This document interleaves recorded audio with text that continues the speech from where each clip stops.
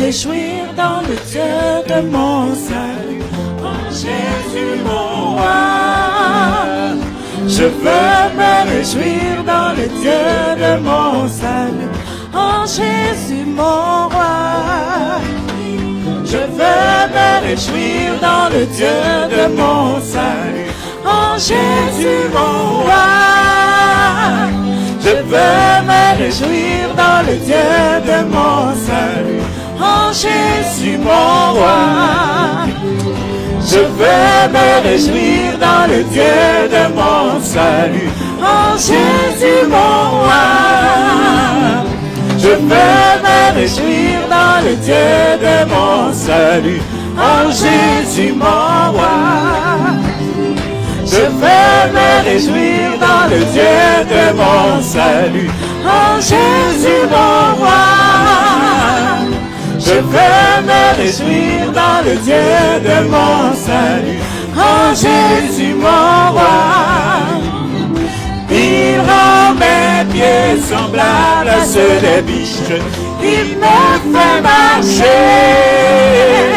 Il me fait marcher sur les lieux élevés, l'Éternel est ma force. Il rend mes pieds semblables à ceux des biches, il me fait marcher. Il me fait marcher sur les lieux élevés, l'Éternel est ma force. Je veux me réjouir dans le Dieu de mon salut, en Jésus mon roi. Je veux me réjouir dans le Dieu de mon salut, en Jésus mon roi. Je veux me réjouir dans le Dieu de mon salut, en Jésus mon roi. Je veux me réjouir dans le Dieu de mon salut, en Jésus mon roi.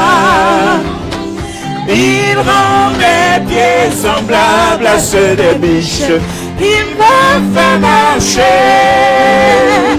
Il me fait marcher sur les lieux élevés, l'Éternel est ma force. Alléluia, Alléluia, Alléluia Jésus. Alléluia, Alléluia, Alléluia Jésus. Alléluia, Alléluia, Alléluia Jésus. Alléluia, Alléluia, Alléluia Jésus. Alléluia, Alléluia, Alléluia Jésus. Alléluia, Alléluia, Alléluia Jésus. Ensemble, il est vivant. Ensemble, louons le Seigneur, il est vivant. Ensemble, louons le Seigneur, il est vivant. Ensemble, louons le Seigneur, il est vivant. Ensemble, louons le Seigneur, il est vivant. Ensemble, louons le Seigneur, il est vivant. Ensemble, louons le Seigneur, il est vivant. Ensemble, louons le Seigneur, il est vivant. Ensemble, louons le Seigneur, il est vivant. Ensemble, louons le Seigneur, il est vivant. Ensemble, louons le Seigneur, il est vivant. Ensemble, louons le Seigneur, il est vivant.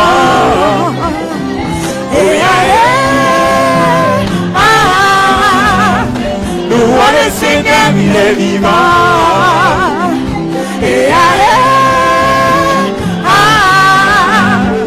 Louons le Seigneur, il est vivant.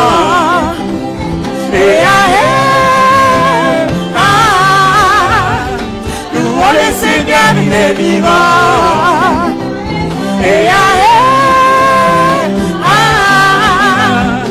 Louons le Seigneur, il est vivant.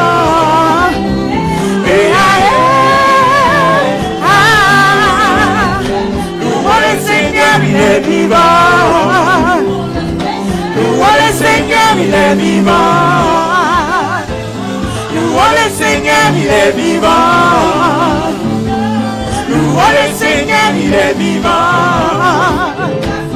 Louons le Seigneur, il est vivant. Louons le Seigneur, il est vivant. Louons le Seigneur, il est vivant.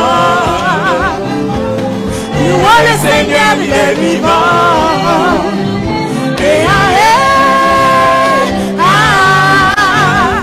Louons le Seigneur, il est vivant. Louons le Seigneur, il est vivant.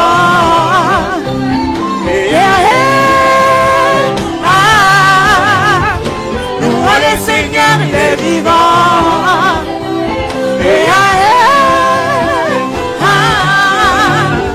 Louons le Seigneur, il est vivant. Louons le Seigneur, il est vivant. Louons le Seigneur, il est vivant.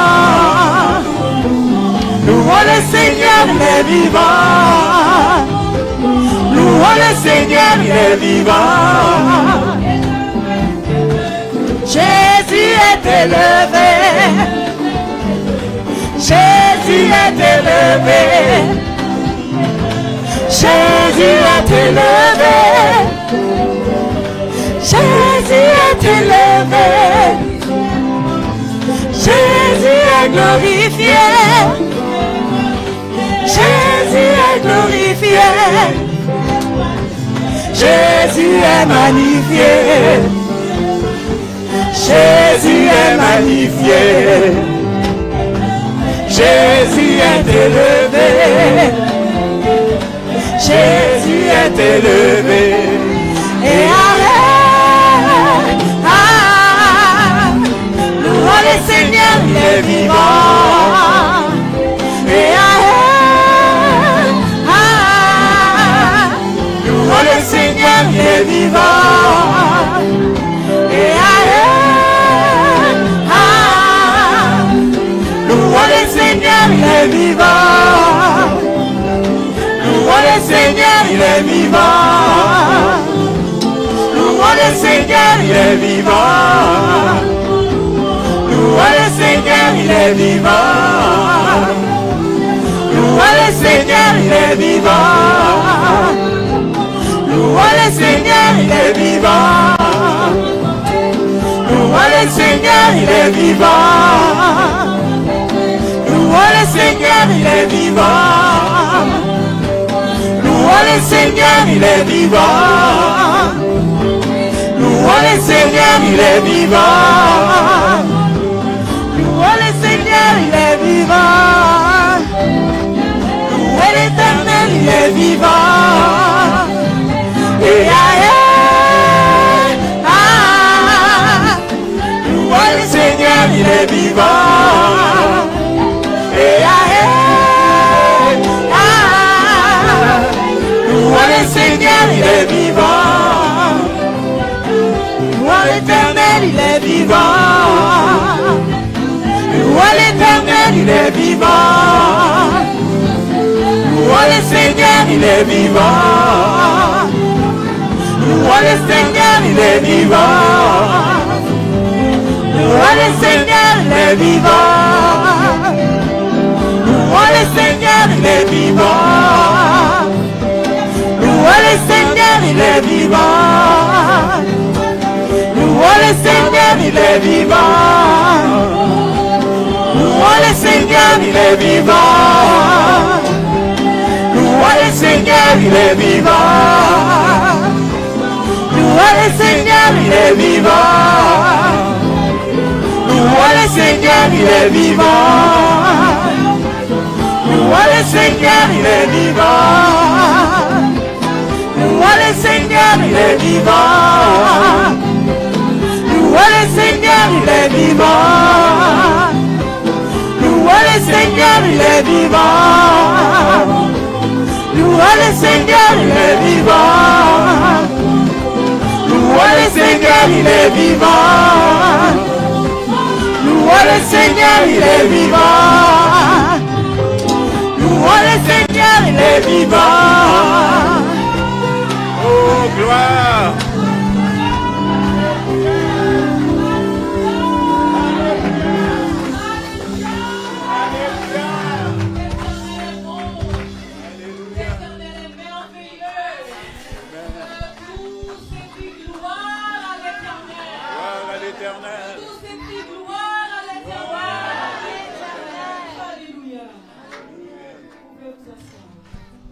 Vous êtes bénis. Soyez bénis.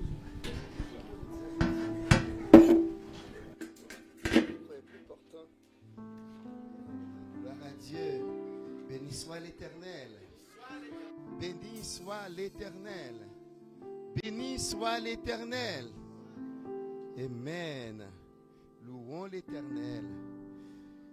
Je suis particulièrement heureux ce matin, car vous savez, le dimanche dernier, après le culte, Sœur Michel et moi, nous avons pris la route pour Connecticut pour aller voir mon frère qui était rentré à l'hôpital le mois dernier. Le mois dernier, je me rappelle, je préparais le message quand ma nièce m'avait appelé pour me dire que son père a eu un AVC. Eh bien, hier soir, en préparant le message de ce matin, mon cœur était rempli de joie parce que lundi dernier, on a été chercher mon frère là où il était pour l'amener à la maison. Et il est maintenant chez lui. Il est autonome, il marche très bien, il parle très bien et il conduit sa voiture. Donc, on remercie le Seigneur qui n'a permis que son serviteur reste à l'hôpital qu'un mois. C'est le temps de repos que Dieu voulait. Mais je le connais. Je lui ai dit, je sais que personne ne t'aurait forcé à prendre un mois de repos. Mais le Seigneur l'a fait et maintenant il va très bien. On s'est parlé hier, il va très bien. Alors, ça fait quelque temps, je ne sais pas si vous vous rappelez de ce message que j'avais partagé avec vous concernant les expressions de la volonté de Dieu. J'espère que vous avez encore ce message en tête et particulièrement ceux-là qui avaient pris des notes. Vous vous êtes rappelé que la première expression de la volonté de Dieu, nous l'avons retrouvée dans 1 Timothée 2, verset 4. Dieu veut que tout le monde soit sauvé. La deuxième expression trouvée dans Éphésiens 5, verset 17, Dieu veut que nous soyons remplis du... C'est la volonté de Dieu. Et quand vous allez dans les textes que j'ai donnés, vous verrez. Il est écrit noir sur blanc, c'est ce que Dieu veut. Expression 1 Thessaloniciens chapitre 5, verset 18, Dieu veut que nous soyons reconnaissants. Sixième expression, 1 Pierre 2, 13, Dieu veut que nous soyons des gens soumis. Et septième expression, 1 Pierre 3, verset 17, Dieu veut que nous souffrions. Et ça, je sais que beaucoup d'entre vous, vous n'allez pas être d'accord avec ça, mais sachez-le bien que la souffrance fait partie de la volonté de Dieu. Et très souvent, Dieu utilise la souffrance pour nous former. Dieu utilise la souffrance pour nous porter à un niveau que nous n'aurions jamais atteint sans des moments de souffrance, sous quelle que soit la forme qu'elle arrive. Mais ce matin, je vais accentuer mon message. Je vous avais bien dit que chacune de ces expressions de la volonté de Dieu pourrait faire l'objet d'une série de messages. J'ai déjà porté un message sur la troisième expression, Dieu veut que nous soyons sanctifiés. Ce matin, je vais accentuer mon propos sur la première expression de la volonté de Dieu. Dieu veut que tout le monde soit sauvé. C'est ce que Dieu veut. Mais vous savez que Dieu n'est pas comme nous. La Bible dit, notre Dieu est au ciel, il fait tout ce qu'il veut. N'est-ce pas? Dieu est au ciel, il fait tout ce qu'il veut. Et quand vous allez dans le livre de la Genèse, vous allez voir que Dieu a créé des éléments juste en parlant. N'est-ce pas? Il a dit que la lumière soit et la lumière fut. Il a dit qu'il y ait des arbres et les arbres furent. Il a dit qu'il y ait des animaux et les animaux furent. Il a dit plein de choses. Mais, arrivé à la création de l'homme, il a changé de discours. Il n'a pas seulement dit qu'il y ait des hommes, mais il a dit, faisons l'homme à notre image et selon notre ressemblance. Et mes sœurs et frères dans le Seigneur, amis, vous qui nous suivez, ça fait toute la différence entre l'homme et les autres éléments de la créature. Donc c'est pour cela, si Dieu peut faire tout ce qu'il veut, mais quand cela concerne l'homme, il agit autrement. Nous pouvons dire que Dieu nous a créés sans nous demander notre avis. Vous êtes d'accord avec moi? C'est lui qui a dit, faisons l'homme selon notre image et selon notre ressemblance. Donc pour nous créer, il ne nous a pas demandé notre avis, mais parce qu'il nous a créés à sa ressemblance, parce qu'il nous a créés à son image, Dieu non plus ne veut pas nous sauver sans notre consentement. Et si Dieu vous a créé sans vous demander votre consentement, mais parce qu'il vous a créé à son image, il ne vous sauvera pas si vous ne le voulez pas, sans votre consentement. Alors, voici ce que nous retrouvons dans la parole de Dieu. Nous retrouvons que selon 1 Timothée 2, verset 4, c'est inscrit dans la volonté absolue de Dieu que tous les hommes soient sauvés. Dans Jean chapitre 3, verset 14 à 21. Et comme Moïse éleva le serpent dans le désert, il faut de même que le Fils de l'homme soit élevé, afin que quiconque croit en lui ait la vie éternelle. Nous venons de lire verset 14 et verset 15. Voici le verset 16 que nous connaissons tous et nous pouvons le dire ensemble. Verset 16, car Dieu a tant aimé le monde qu'il a donné son Fils unique, afin que quiconque croit en lui ne périsse point, mais qu'il ait la vie éternelle. On continue la lecture. 17. Dieu, en effet, n'a pas envoyé son Fils dans le monde pour qu'il juge le monde, mais pour que le monde soit sauvé. Voici les mesures que Dieu a prises. Il a envoyé son Fils afin que le monde soit sauvé par lui. Verset 18. Celui qui croit en lui n'est point jugé, mais qui ne croit pas est déjà jugé parce qu'il n'a pas cru au nom du Fils unique de Dieu. Je vais m'arrêter ici pour vous indiquer un verset tout chrétien doit connaître. De telle manière que quand quelqu'un vous demande comment savez-vous que vous êtes sauvé, que vous puissiez répondre correctement. 1 Jean 5, verset 13. Merci frère Pressoir. 1 Jean 5, verset 13. Est-ce qu'on peut aller dans 1 Jean 5, verset 13? J'aimerais que toute l'assemblée voit ce verset, le note. Notez ce verset quelque part et étudiez ce verset. Vous devez connaître ce verset par cœur, car c'est la réponse de votre salut. Il est dit, c'est apôtre Jean, c'est le même Jean.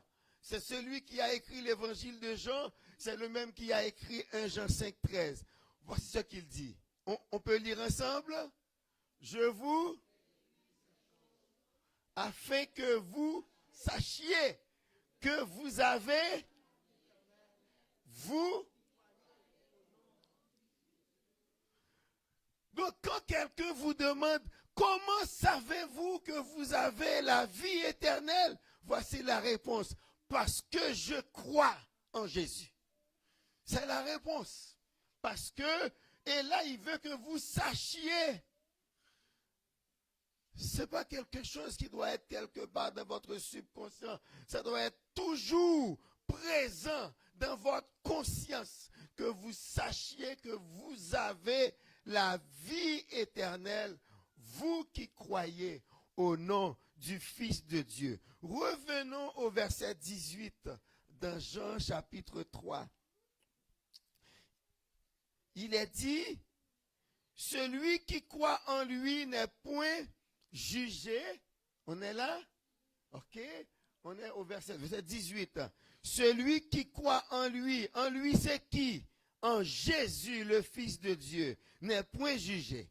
Mais celui qui ne croit pas est déjà jugé parce qu'il n'a pas cru au nom du Fils unique de Dieu. 19.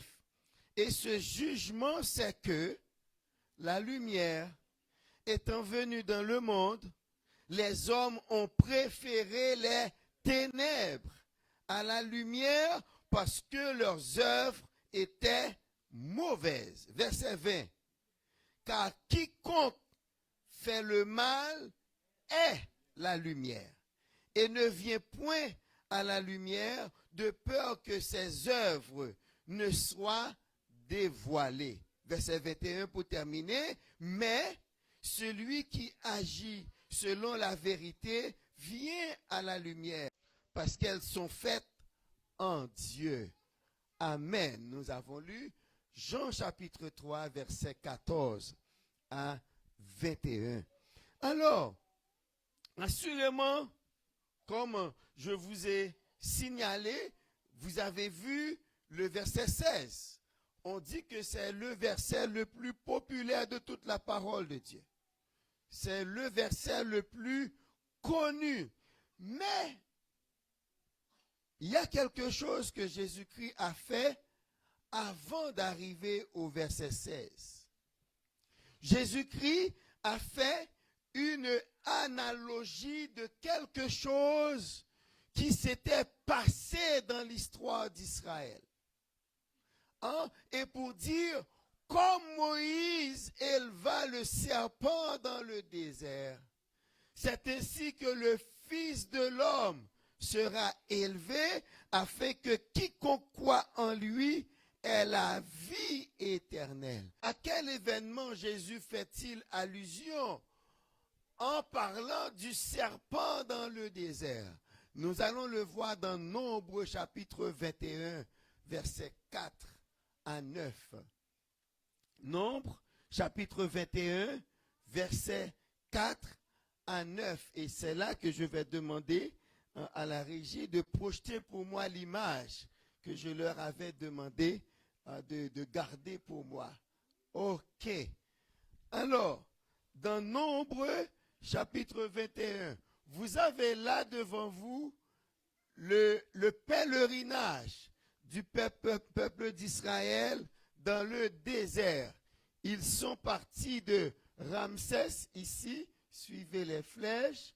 Ils sont arrivés ici, au Sinaï et c'est là, au désert de Paran.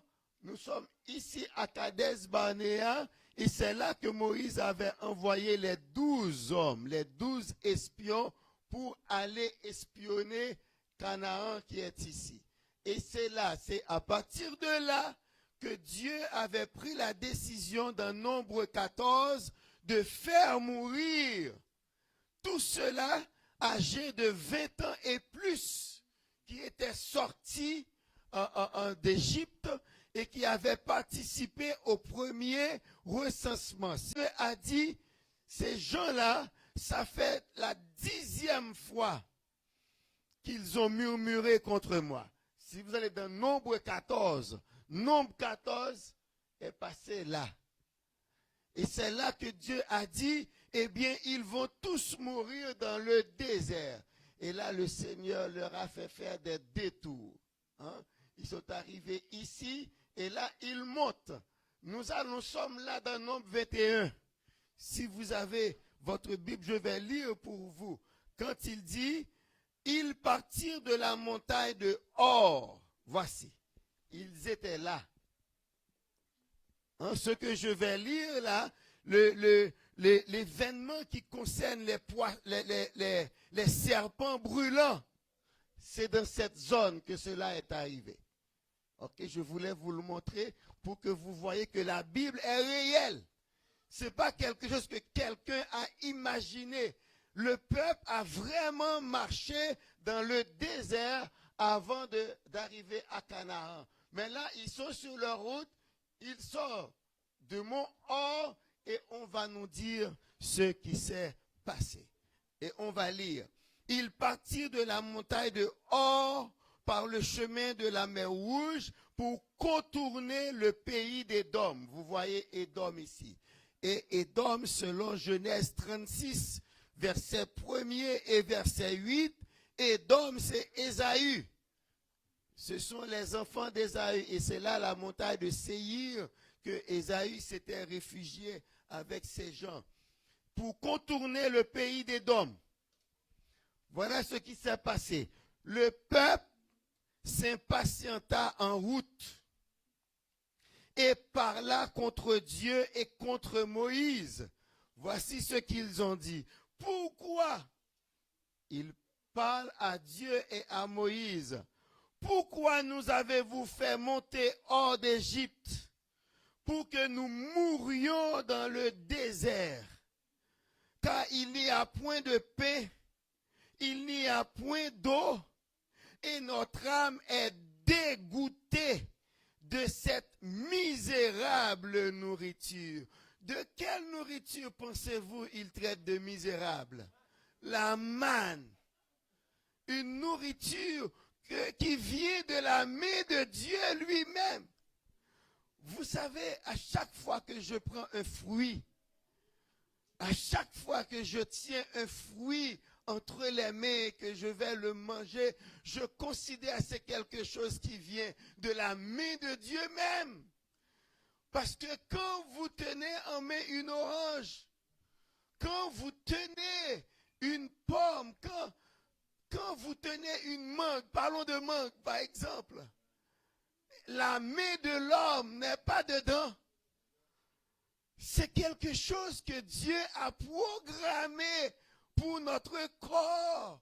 Et quand vous mangez un fruit, il y a toute une série de vitamines que vous prenez. Vous devez aimer les fruits. Et chaque fois que vous mangez un fruit, vous devez être reconnaissant à l'Éternel qui a pensé à nous pour produire cela.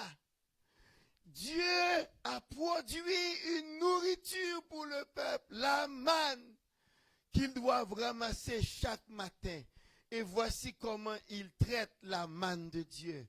Misérable nourriture. Et ne riez pas trop vite.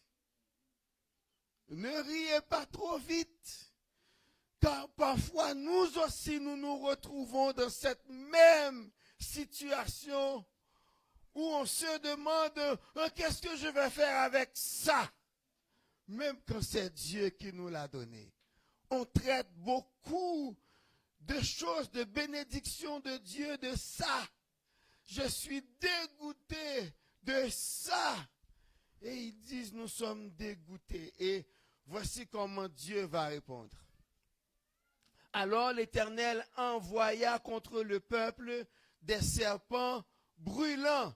C'est alors seulement. Ça fait quand même bon nombre de temps qu'ils sont dans le désert. Ils n'avaient jamais rencontré aucun serpent.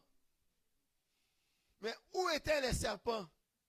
Là, dans le sable du désert, dans les dunes.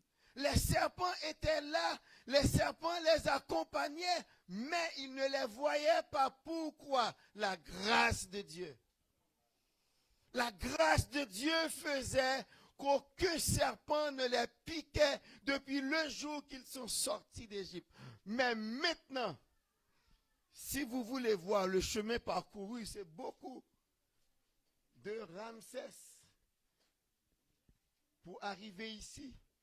Ensuite, pour monter, pour passer par là, pour aller à Kadesh Barnea, ensuite contourner, revenir à Etjon-Geber pour monter jusqu'à Montagne Or. Et c'est seulement là qu'ils vont rencontrer les serpents.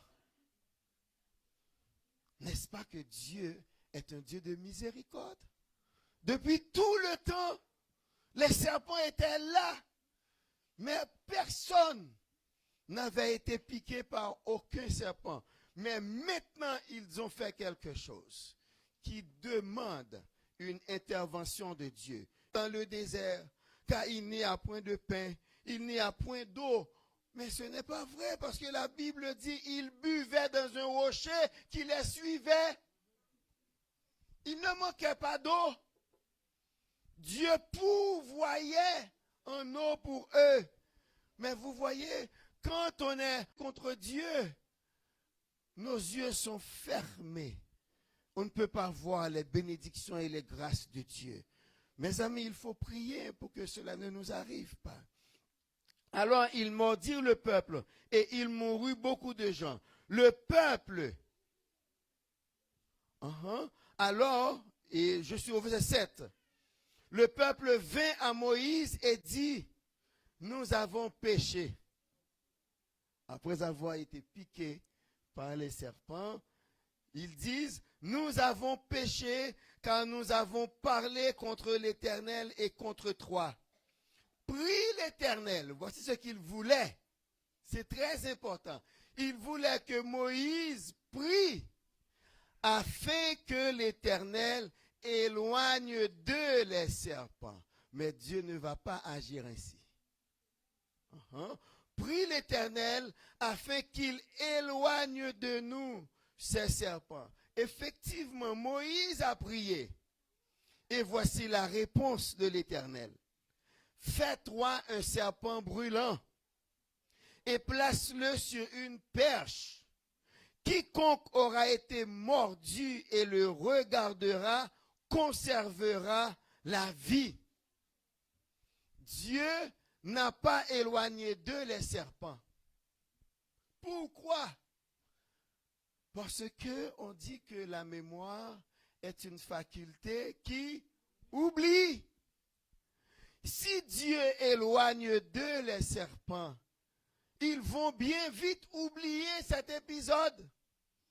Ils vont l'oublier et ils vont recommencer le même schème de comportement à murmurer contre Dieu, murmurer contre Moïse et à trouver la nourriture que Dieu leur a donnée comme misérable. Dieu dit, je ne vais pas éloigner de vous les serpents. Les serpents vont continuer à vous piquer. Les serpents vont continuer à vous mordre. Mais j'ai une solution. Voici ma solution. Maintenant, Moïse va faire un serpent d'airain qu'il va mettre sur une perche et il va l'élever. Quiconque aura été mordu par un serpent, tout ce qu'il aura à faire, c'est lever les yeux et regarder le serpent d'airain. Il sera sauvés. Mais je ne vais pas éloigner les serpents. Non, je ne vais pas les éloigner. Ils vont continuer à vous taquiner. Pour que vous ayez toujours en mémoire, ou bien le besoin de vous rappeler de ma solution, le serpent d'airain. Le serpent d'airain. Et c'est ainsi, Moïse, effectivement, a fait un serpent d'airain. Il l'a élevé. Et chaque enfant d'Israël qui est mordu par un serpent, c'est un serpent venimeux parce qu'on nous dit, beaucoup de gens ont été tués à cause des serpents. Les serpents sont là au milieu d'eux. Les serpents continuent à les mordre parce qu'ils avaient murmuré contre l'Éternel. Mais maintenant, l'Éternel a donné une solution. Imaginez que quelqu'un aura été mordu par le serpent, par l'un des serpents brûlants, et on lui a dit, regarde, vite, vite, sors, regarde le serpent d'airain. Et lui dit, mais non, je ne reconnais pas ce serpent. Ce n'est que bout de métal. Ça ne peut rien faire. Et il ne lève pas la tête. Qu'est-ce qu'il va faire? Il va mourir. Et si cette personne meurt, est-ce de la faute de Dieu? Il sera mort à cause de son incrédulité, à cause de sa rébellion, à cause de sa désobéissance à la parole de Dieu. Maintenant, revenons à Jean chapitre 3. Jésus-Christ est en train d'enseigner Nicodème. Pour dire, tu vois Nicodème, assurément tu connais cette histoire, Nicodème, puisque tu es maître en Israël. Tu te rappelles le serpent dans le désert? Eh bien, ce serpent d'airain-là, c'était un symbole de moi-même, de ma mission sur terre, de ce que j'allais faire. Cela symbolise moi. De même que le serpent d'airain a été élevé, et celui qui était mordu par un serpent devrait seulement lever les yeux vers le serpent. Maintenant, Nicodème, l'expression lever les yeux vers sera remplacée par croire en. Au lieu de lever les yeux vers un serpent d'airain, maintenant les gens doivent croire en moi pour avoir la vie éternelle. Voici la solution de Dieu au péché qui est comme un serpent qui nous pique, vous et moi. Nous sommes tous piqués par le serpent, le péché. Et la Bible dit, car tous ont péché et sont privés de la gloire de Dieu. Et dans Romains 6, 23, il est dit, car le salaire du péché, c'est... Mais ça ne reste pas là. Il y a un mais. Mais le don de Dieu, le don gratuit de Dieu, c'est en Jésus-Christ. Maintenant, j'avais une discussion avec un collègue, un ami, qui me disait, mais Élisée, soyons sérieux. Il y a des milliards de gens qui ne servent pas Jésus-Christ, qui n'acceptent pas Jésus-Christ. Est-ce que tu veux dire, tous ces gens-là sont condamnés à l'enfer éternel? Et ceux-là qui ne vont pas entendre parler de Jésus. Et là, voici ma réponse. Dieu merci, il y a Internet. Dieu merci, il y a Internet. Maintenant, l'évangile est prêché du matin au soir sur Internet. Dieu merci, il y a Internet. Si quelqu'un qui n'est pas là au 3055 boulevard Cartier-Ouest en ce dimanche 1er mars, il pourra au cours de la semaine écouter ce message, même s'il se trouve en Australie, qui est le cas d'ailleurs. Il y a des gens en Afrique qui écoutent les messages que nous mettons sur Facebook. Il y a Internet, Dieu merci. Maintenant, si quelqu'un n'écoute pas l'évangile, est-ce la faute de Dieu? Il a donné à l'homme l'intelligence pour créer des outils afin que sa parole soit proclamée. Maintenant, si quelqu'un, malgré l'Internet, n'écoute pas l'évangile, il y a vous et moi. Il y a vous et moi. Partout où nous portons le pas, nous sommes ambassadeurs pour Christ. Qu'est-ce qu'il faut faire? Est-ce qu'il faut lutter avec les gens? Pas le moins du monde. Parle-leur de l'amour de Dieu. Regardez comment commence Jean 3,16. Jean 3,16 a commencé avec l'amour de Dieu. Dites aux gens, Dieu vous aime. Jésus vous aime. Il a donné sa vie pour vous. S'il se fâche, laisse-le aller. Le Saint-Esprit fera le reste. Mais s'il vous pose une question, prenez le temps avec lui et lui expliquez le plan du salut. Nous sommes tous pécheurs. Et parce que nous sommes tous pécheurs, nous méritons quoi? La mort. Mais Dieu, dans son amour, il a envoyé Jésus. Mais vous savez quoi? Nous sommes tous des humains. Nous aimons les symboles. Nous aimons beaucoup les symboles. Vous savez que ce serpent d'airain qui a été utile dans le désert, c'était pour ça, pour un temps donné. Mais une fois arrivé à Canaan, le serpent d'airain ne servait à rien. Mais savez-vous quoi? Les enfants d'Israël ont pris le serpent d'airain et l'ont idolâtré. 2 Rois chapitre 18. Nous aimons les symboles. La 3e année d'Osée, fils d'Éla, roi d'Israël, je lis pour vous 1 Roi 18, versets 1 à 4. Ézéchias, fils d'Akaz, roi de Juda, régna. Il avait 25 ans lorsqu'il devint roi et il régna 29 ans à Jérusalem. Sa mère s'appelait Abi, fille de Zacharie. Il fit ce qui est droit aux yeux de l'Éternel, entièrement comme avait fait David son père. Il fit disparaître les hauts lieux, brisa les statues, abattit les idoles et mit en pièces quoi?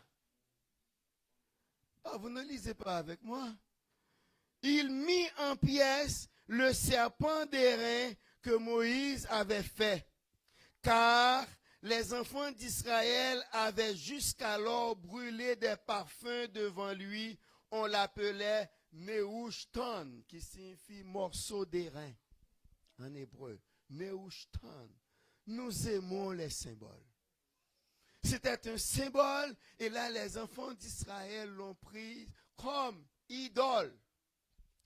Vous savez, hier j'ai pris le temps d'aller dans la liste des rois de Juda. Le roi Ézéchias est le 16e roi de Juda. Après Saül, après David, après Salomon, après Roboam, il est le 16e roi. Et imaginez, c'est seulement le 16e roi. Il y a eu 15 avant. Il y a eu 15 avant lui. Mais ils ont accepté que les enfants d'Israël offrent des parfums au serpent d'airain. Mais il a fallu Ézéchias. Et vous comprenez maintenant pourquoi quand il va prier, le Seigneur va lui ajouter 15 ans. Vous comprenez? Il y a eu Ézéchias, le 16e roi de Juda, pour détruire cette idole afin que les enfants d'Israël cessent d'offrir des parfums devant le serpent d'airain. Maintenant, là, voici ma question. Est-ce que notre situation est différente? Combien de gens en ce moment même ont une image de Christ qui n'est même pas la photo de Jésus, car aucun sculpteur, aucun peintre, aucun artiste n'avait eu l'idée de peindre l'image de Jésus en son temps. Personne. On ne connaît pas l'image de Jésus, mais la cinématographie nous a donné des icônes. Et la religion a fait de ces icônes des images. Combien de gens maintenant s'agenouillent devant une image du Christ? Combien de gens maintenant ont chez eux une petite croix devant laquelle ils font des libations? Il y a un siège devant une croix, mais cependant le Jésus vivant est là. Allez leur parler de Jésus, vous allez voir. C'est ça le même problème que les enfants d'Israël. Mes amis, cessons d'adorer les symboles. Et vous savez quoi? Nous aimons les symboles. Si demain matin, j'arrive ici avec un bâton, je dis, voici le bâton de Moïse. Et vous allez dire, à l'église Béret, il y a un bâton de Moïse. Vous allez voir combien de gens vont venir ici juste pour toucher le bâton de Moïse. Nous aimons les symboles. Et c'est pour cela qu'il y a beaucoup de charlatans dans le milieu évangélique. Moi, j'ai déjà reçu chez moi un pasteur qui vend de l'huile, des mouchoirs, de l'eau bénite. On vous les envoie, on vous dit, essayez-les et vous allez voir comment vous allez être bénis. Après cela, vous les achèterez. L'argent. On aime les symboles. Mais Jésus-Christ est vivant maintenant. La Bible dit ces choses, c'était l'ombre des choses à venir. C'était des symboles. Le rocher était un symbole. N'écoutez personne qui va vous dire, nous avons un rocher d'Horeb. Il y a des miracles qui se font sur le rocher d'Horeb qui est à tel endroit. Et les gens vont y aller. Mais le rocher, Paul le dit, ce rocher c'est Jésus. Il est bien vivant maintenant. Il a vaincu la mort. Il est ressuscité. Il vit au ciel. Et nous attendons son retour. Jésus, c'est la réponse de Dieu. Maintenant, mes amis, de même que Dieu avait donné le serpent d'airain pour le salut de tout enfant Israël qui était piqué par un serpent brûlant, maintenant nous avons Jésus. Est-ce qu'on peut dire Jésus? Jésus. Jésus. C'est lui qui sauve. Personne ne peut être sauvé sans avoir Jésus dans sa vie. C'est la solution de Dieu. Si vous n'acceptez pas Jésus et que vous voulez aller au ciel sans Christ, vous n'allez pas y parvenir. Vous allez vous retrouver en enfer. Parce que Jean 3,16 dit, car quiconque croit en lui ne périsse point, mais qu'il ait la vie éternelle. Dieu veut que vous soyez sauvés. Si vous nous suivez sur YouTube, Dieu veut que vous soyez sauvés. Voilà pourquoi il a envoyé Jésus. La solution maintenant, dans le temps, dans le désert, c'était un serpent d'airain. Mais maintenant, c'est Jésus. Il a été élevé à la croix. Maintenant, vous devez croire en lui pour être sauvé. Voici ce que je vais faire ce matin. Je vais faire une chose que je fais pour la première fois et je pense que je vais continuer à le faire. Je vais vous demander de fermer, de baisser vos têtes et de fermer vos yeux. Et je vais demander à tous ceux-là qui voudraient prendre ce Jésus dans leur vie, de répéter cette prière. Cette prière, vous pouvez le faire dans votre cœur si vous ne voulez que personne entende. Vous pouvez le faire dans votre cœur, ou bien si vous voulez, vous pouvez répéter après moi. Mais faites-le si vous voulez accepter Christ comme votre sauveur personnel. Seigneur Jésus-Christ, je confesse que tu es le Fils de Dieu, que tu es mort pour mes péchés et ressuscité d'entre les morts. Je reconnais que tu es mort pour mes péchés et ressuscité pour ma justification. Je reconnais également que je suis pécheur et que seulement ton sang peut laver mes péchés et les effacer. Je t'accepte alors en ce jour comme mon sauveur personnel et le Seigneur de ma vie. Je t'ouvre mon cœur. Daigne venir y habiter par le Saint-Esprit et me transformer à ta ressemblance. Veuille inscrire mon nom dans le livre de vie et aide-moi à vivre selon la parole de Dieu. Merci de m'accepter et me sauver pour l'éternité. Amen. Si vous avez répété cette prière après moi, si vous l'avez fait de bon cœur, je vais vous donner mon téléphone. Notez-le. 514-978-9364. C'est mon téléphone. Vous pouvez m'appeler pour me dire, j'avais fait la prière ce matin et j'aimerais que vous m'aidiez à aller de l'avant dans ma vie spirituelle. Vous savez quoi? Je serai tout heureux de le faire. Je serai tout heureux. Et si vous voulez venir nous voir, nous sommes sur le boulevard Cartier-Ouest, numéro 3055, au sous-sol du building. Nous sommes là le dimanche matin. Je suis là lundi soir à partir de 19h. Et on est là le mercredi 18h30 pour l'étude biblique. Vous pouvez passer nous voir. Et nous nous ferons le plaisir de vous guider, de vous aider à approfondir votre foi dans le Seigneur. Que le Seigneur vous bénisse abondamment. Amen.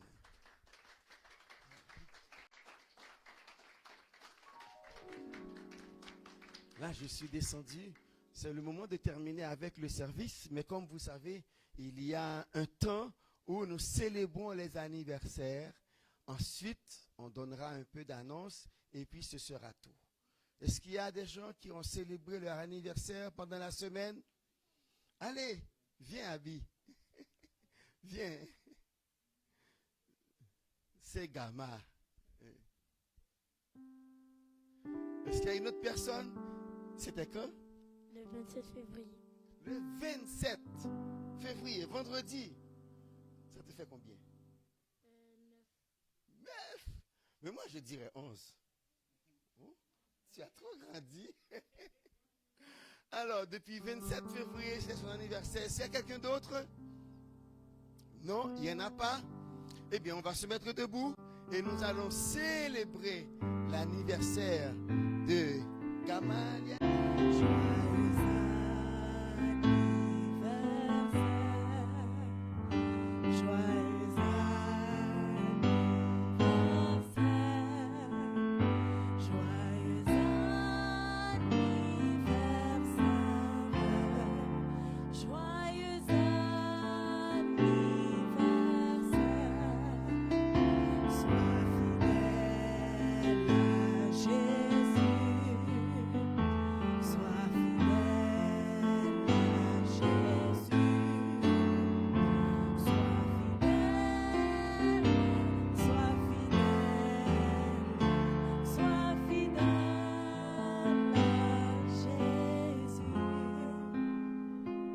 Merci beaucoup, que la grâce de Dieu et l'amour chaque jour. Gamin, Sœur Rosie va prier pour toi, ok? Pour ton anniversaire. C'est le cadeau que nous pouvons te donner et c'est le meilleur. Alléluia. Alléluia, alléluia, alléluia. Seigneur Jésus, nous te bénissons, Papa. Nous t'adorons, nous te rendons grâce pour cette belle petite fille, Seigneur, qui a fêté son anniversaire. Contrairement à toutes les petites filles de Montréal, elle sait à qui parler, qui s'adresser pour cette année qui s'en vient. L'année dont nous ne connaissons que ce moment, cette minute. Mais Jésus connaît l'année tout entière. Alléluia. Il va être avec toi. Il va te bénir, Seigneur. Je sais que tu vas la garder, la protéger. Tu enverras tes anges en avant d'elle, Seigneur éternel, afin que son pied ne heurte aucune pierre, Seigneur, afin qu'elle soit exactement là où toi tu veux. Seigneur, tu vas l'aider dans ses études, tu vas l'aider, Seigneur, cette petite fille dans un monde qui n'est pas comme ce que tu voudrais qu'il soit, Seigneur. Je te demande ta protection infinie. Je te demande ton amour, Seigneur éternel. Je te demande qu'elle ait la joie, qu'elle soit source de bénédiction, qu'elle puisse ouvrir sa bouche et dire aux enfants de son âge qu'elle connaît Jésus et qu'elle soit, Seigneur Jésus, un apôtre pour toi, Seigneur, dans son milieu à elle. Que nous ne pouvons pas atteindre, mais elle est là. Elle est là pour quelque chose. Oh, nous la bénissons, toute l'Église entière, Seigneur, dans le nom précieux de Jésus. Qu'elle soit heureuse, qu'elle soit en santé, qu'elle ait du succès dans ses études. Dans le nom précieux de Jésus, nous te prions. Amen. Eh bien, j'appelle la famille. Merci, veuillez vous rasseoir. J'appelle toute la famille, frère Malherbe, sœur Garlène, Tom. Où est Tom? Son grand frère et ses petites sœurs. Et ses petites sœurs. Pour venir pour le baiser d'anniversaire. Voilà, merci. Ah, qu'est-ce que tu as oublié, Tom? Oui, voilà, c'est toute la famille. Voilà, merci.